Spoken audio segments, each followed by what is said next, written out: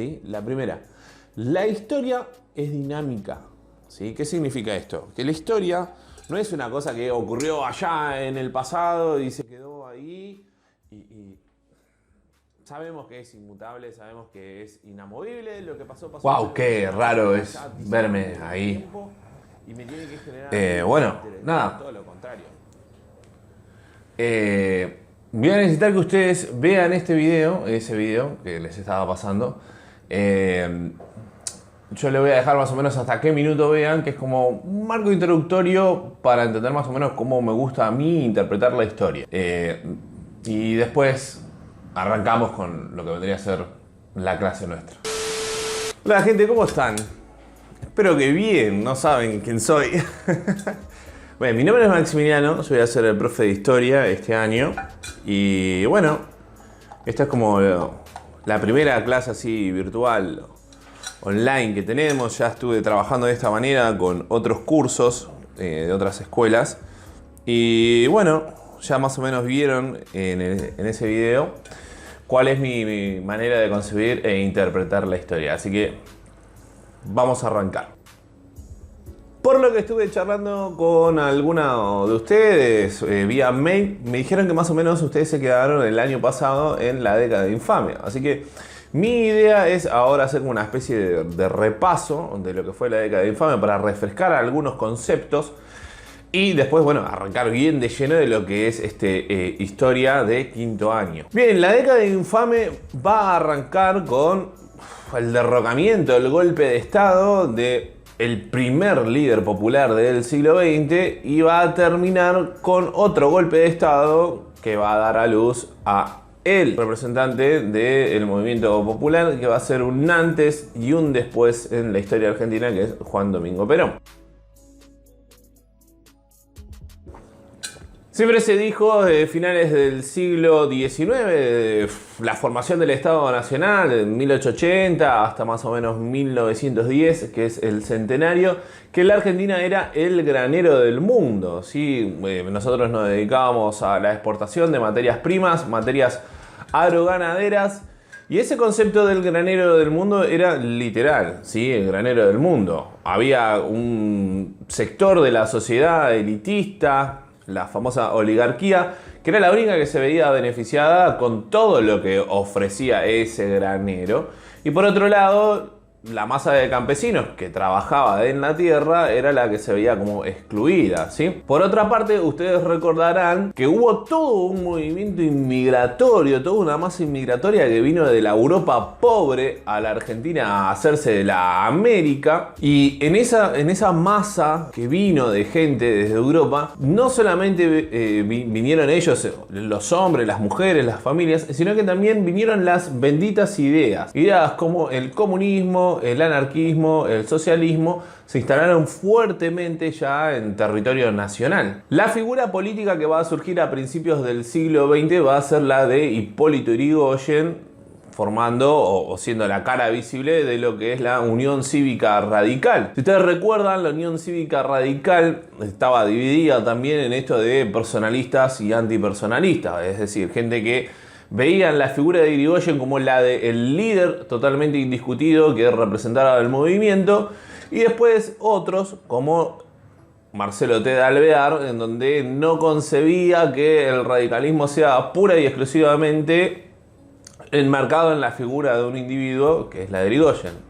Todo ese apartado se llamó antipersonalista. Pero con el crack financiero del 29 y otras cosas que pasaron cosas. Para 1930 se va a producir el primer golpe de estado de la historia argentina moderna, que lo van a encabezar José Luis Félix Uriburu y Agustín P. Justo.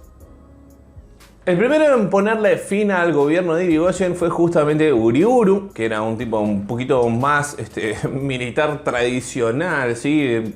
Más duro, más fan del golpe de Estado, por así decirlo de una manera, y bueno, va a llevar adelante el gobierno de manera de facto dentro de lo que va a ser el principio de la década infame. Uriburu va a restablecer el tema de la pena de muerte, va a establecer la ley marcial, el estado de sitio, ¿sí? Va a ser como una dictadura bastante de corte tradicionalista que defienda los intereses de la oligarquía y todas esas cosas que se habían, digamos, perdido un poco con la apertura democrática del radicalismo. Pero la experiencia de Uriburu no va a terminar muy bien, que digamos, y va a terminar con la llegada de Agustín P. Justo mediante el fraude electoral a, digamos, justamente la presidencia. Es decir, con Justo se va a empezar a implementar en la democracia argentina esto que se conoce como fraude patriótico. El fraude patriótico se lo llama así porque justamente el fin justifica los medios. ¿Qué significa esto? Que hay que seguir estando en el poder y no permitirle a la masa popular acceder a beneficios a partir del voto popular. Pero hay dos fenómenos que se van a dar en esta década que van a ser como claves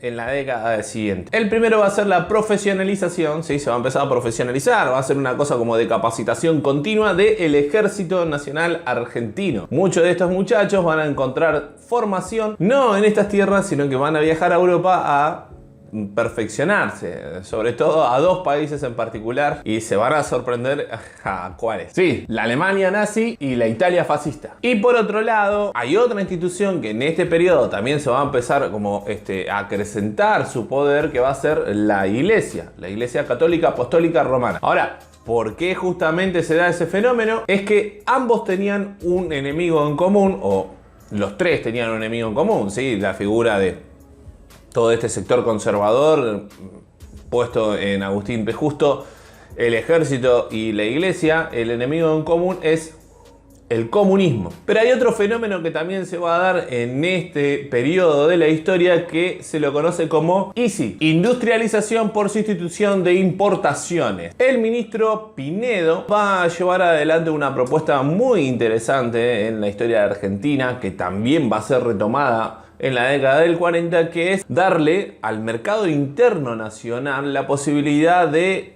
industrializarse. Claro, hay algo que me olvidé mencionar, el pacto Roca-Runciman, ese pacto en donde nosotros negociamos con Inglaterra e Inglaterra sale totalmente beneficiado, teniendo prácticamente todo una especie de monopolio de la industria de la carne en estos lados y de los medios de comunicación ligados básicamente a todo lo que es transporte público como trenes y líneas de colectivo. Seguramente se deben estar revolcando en su tumba todos los que defendieron Buenos Aires durante las invasiones inglesas de 1806 y 1807. Al final terminamos siendo una especie de colonia durante esos años. Sí, solamente durante esos años dicen, ¿no?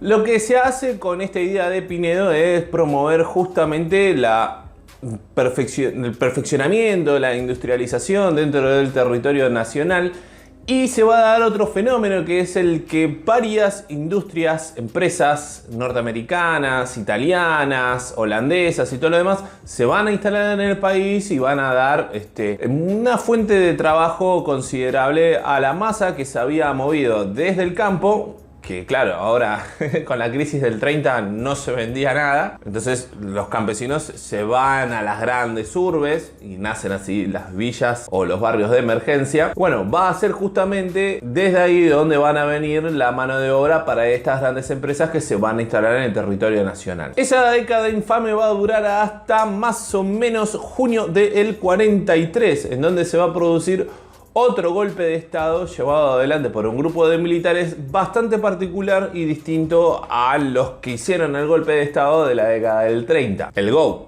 Grupo de Oficiales Unidos. ¿Se acuerdan que les dije que hubo como una profesionalización del ejército? ¿Quién lo hubiera dicho, no? Toda esa experiencia, esa capacitación en Europa.